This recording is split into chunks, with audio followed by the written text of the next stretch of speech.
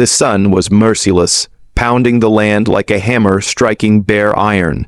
In this far stretch of the Arizona Territory, the world had been stripped down to three elements: heat, silence, and things sharp enough to draw blood. The ground was not earth, but a cracked shell of salt and stone, pierced by mesquite roots and crouching cactus spines that waited patiently for anything weak enough to fall. The sky held no color. It was bleached white, burned empty by light so fierce it erased blue itself. Heat shimmer twisted the distance, making mountains waver like ghosts dissolving into air. High above, dark shapes circled slowly. Vultures, they understood this land better than any man ever could. They knew that out here, survival was temporary. Clara walked through this furnace like a soul that hadn't yet accepted it was already dead. She was 25, though hunger, terror, and 3 days under the open sun had carved decades into her face. Her dress, once clean calico meant for church, had been reduced to rags stiff with dust and salt. Thorns had torn it open. The hem dragged uselessly through dirt. She stumbled. Her foot caught on something buried beneath the ground, and she fell forward with a dry cry that scraped her throat raw. Her palms hit the earth, and the pain burned, but it was distant. What truly destroyed her came from inside her body. Her hips, her thighs. She tried to draw her legs together. The attempt sent fire through her nerves. White, blinding pain tore from her groin down into her knees. She gasped, a broken sound escaping her lips. Her body refused her command. Her legs would not close. She remained kneeling, forced apart, shame burning hotter than the sun itself. Even alone, even with only lizards and scavenger birds watching, humiliation clung to her like a curse. "Get up," she whispered to herself. "If you stay, Harlon wins." The name turned her stomach, Missouri. Her father's parlor, pipe smoke and quiet voices deciding her future as if she were cattle. Harlon had been described as stable, prosperous, a man who needed a wife. What he wanted was ownership. He wanted something breakable. She forced herself upright. Every step was agony. Skin against skin felt like knives. She'd lost one shoe somewhere behind her. Hours ago, days ago, she didn't know. The remaining boot was split and useless. Left foot, right foot, keep your legs apart. Don't let them touch. The barn returned to her mind like a nightmare that refused to fade. The stench of rot and hay, the silence after the birth. The little girl who never cried. After that, Harlon had changed. "You're ruined," he had said calmly. "And I won't let you shame me." Iron, cold, rusted, livestock cuffs forced onto human flesh, chains. And the bar designed not just to restrain, but to humiliate, to keep her spread, helpless. She had lived in filth, crawled instead of walked, forgotten what dignity felt like. 3 nights ago, the barn door had been left unlocked. She hadn't run, she had dragged herself, filed at iron until her fingers bled. She escaped with broken flesh and pain wrapped around her legs like fire. Now the sky darkened. White turned purple. Wind carried the sharp scent of rain and electricity. Storms here were not mercy.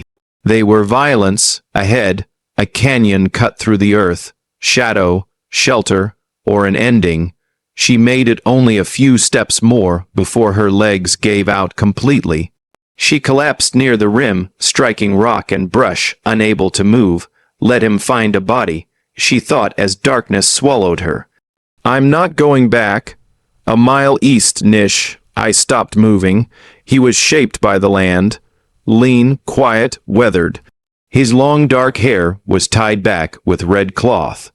Buckskin and moccasins let him pass without sound. He listened. The wind had changed. Rain was coming. But it wasn't the weather that caught his attention.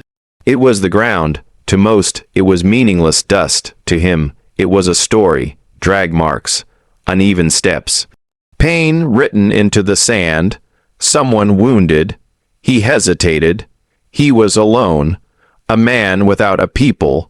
Soldiers had burned his winter camp months ago while he scouted the ridges. By the time he returned, his world was ash. He followed the trail anyway. Near the canyon rim, he saw what looked like discarded cloth caught between rocks. Then it moved. A woman. He approached carefully, rifle ready but lowered. She didn't respond when he spoke. When he touched her shoulder, she exploded in panic, scrambling backward in terror, unable to control her legs. "Please," she whispered, "no more." Rain began to fall hard. Leaving her meant death. He made his choice. "I take you," he said simply. She fought weakly as he lifted her, pain forcing a scream from her throat before unconsciousness claimed her.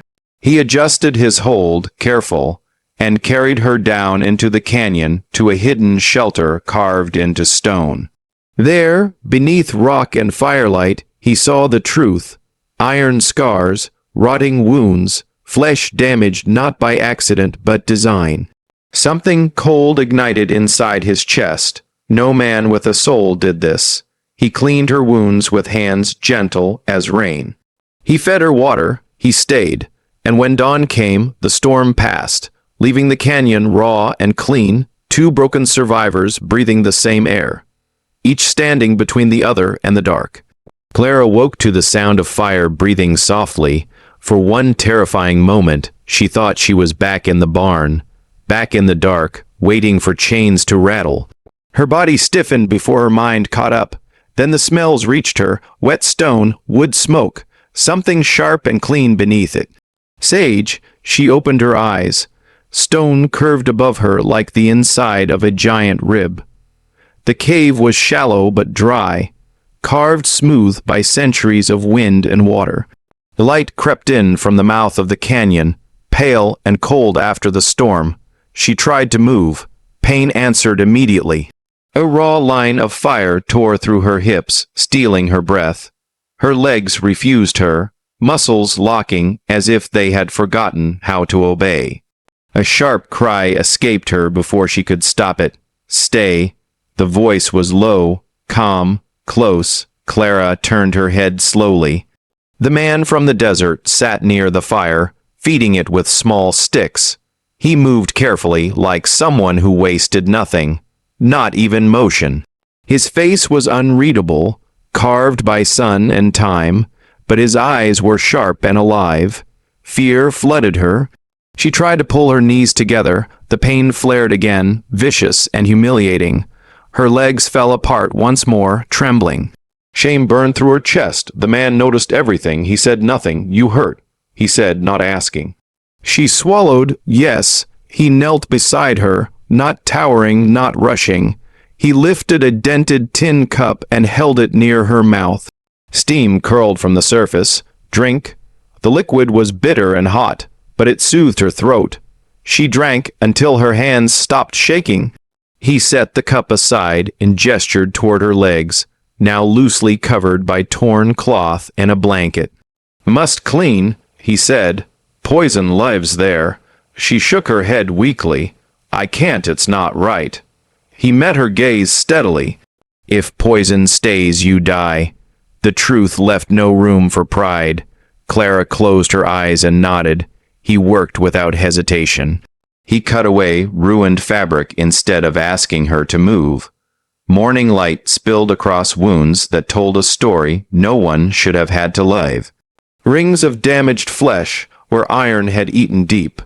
Raw patches where skin had been rubbed away by something designed to keep her helpless. The man's jaw tightened. He cleaned the wounds with boiled water and crushed herbs. His hands were firm but careful, like he understood pain intimately. Clara cried out once, then bit down on the sound, gripping the sand until her fingers ached. When he finished, he wrapped her ankles and thighs with clean cloth. "Who did this?" he asked quietly. She stared at the stone ceiling. Saying the name felt dangerous. Like opening a door, she had spent years barricading. My husband.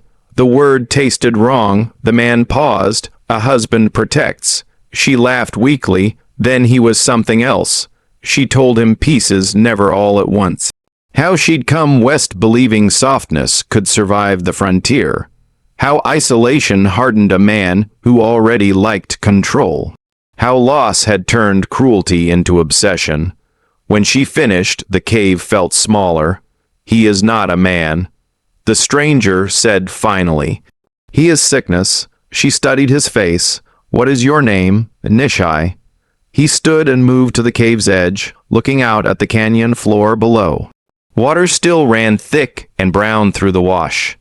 Life returned cautiously, lizards, birds, stubborn plants reaching for sun. I had a family, he said without turning. Soldiers took them. She didn't interrupt. They burned everything, he continued. I lived. He said it like a verdict. I'm sorry, Clara whispered. He nodded once. Days passed. Pain became something she could measure instead of drown in. Nish, I tended her wounds twice a day using herbs and clean water, forcing her legs to stretch despite her protests. Muscle forgets, he said. You teach it again. She screamed. She sweated. She endured. And slowly, it worked. She helped where she could, mended his torn clothing with bone needle and sinew, ground seeds, watched the canyon change color with the sun. After the storm, the desert bloomed briefly and fiercely. Small flowers burst from rock like defiance itself. Clara watched them and felt something unfamiliar rising in her chest. Anger, not shame, not fear, anger. I won't go back, she said one afternoon. Nish, I looked up from sharpening his blade. Good. I won't be what he made me. Anger keeps you alive, he said. Fear only hides. That night, the cold came hard. They had only 2 blankets. Without a word, Nish, I lay beside her, placing the buffalo hide over them both. He did not touch her, not once, but the warmth mattered. For the first time in years, Clara slept without dreaming of iron. The sanctuary did not last. One morning, Nish, I returned from the canyon rim with danger written across his face. Riders, he said. Her blood turned cold. Who? He met her eyes, white men, soldiers and him. The canyon, once safety, had become a trap. We leave now. Nish, I said, extending his hand. Clara took it. Not because she was afraid, but because she was ready to run towards something, not away. They left the canyon before the sun cleared the rim.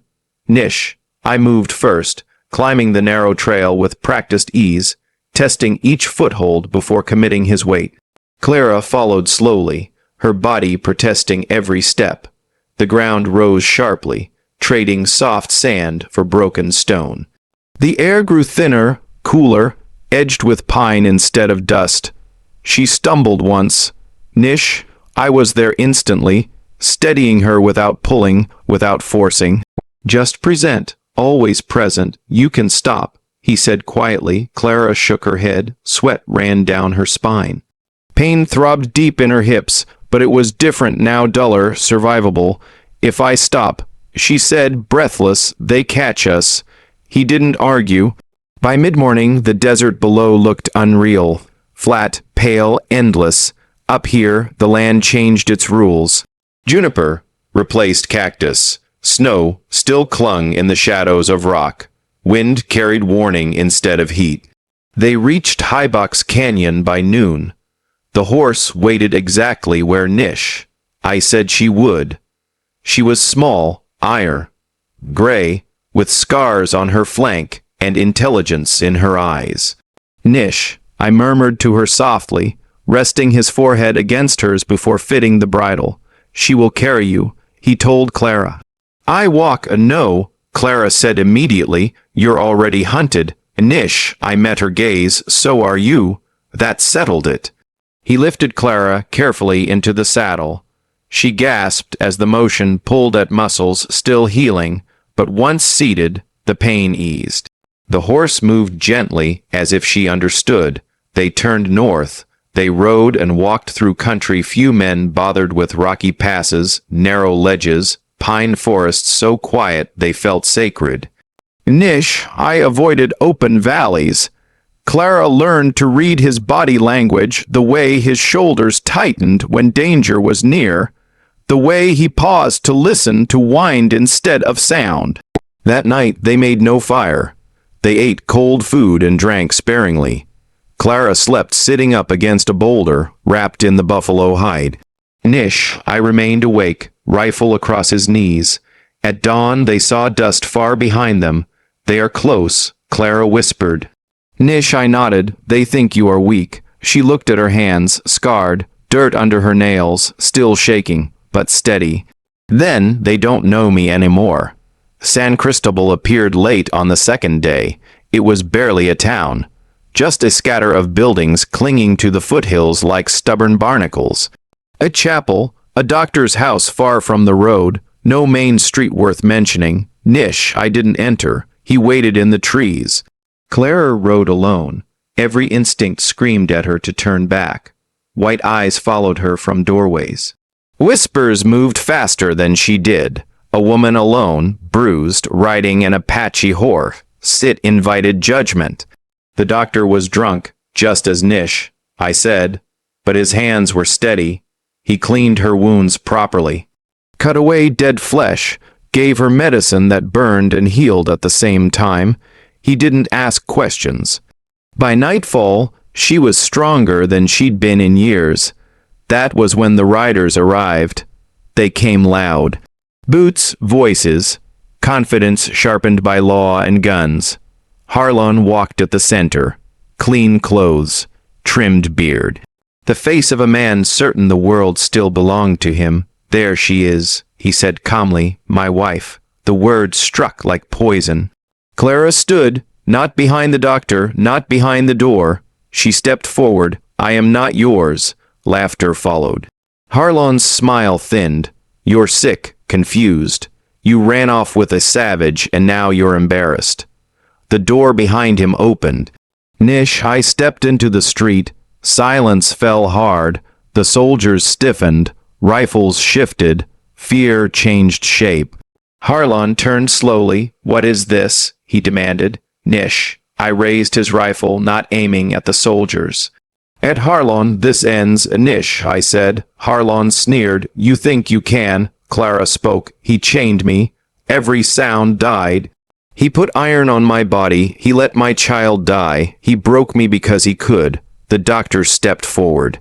So did I, he said quietly. See the scars. One of the soldiers looked away.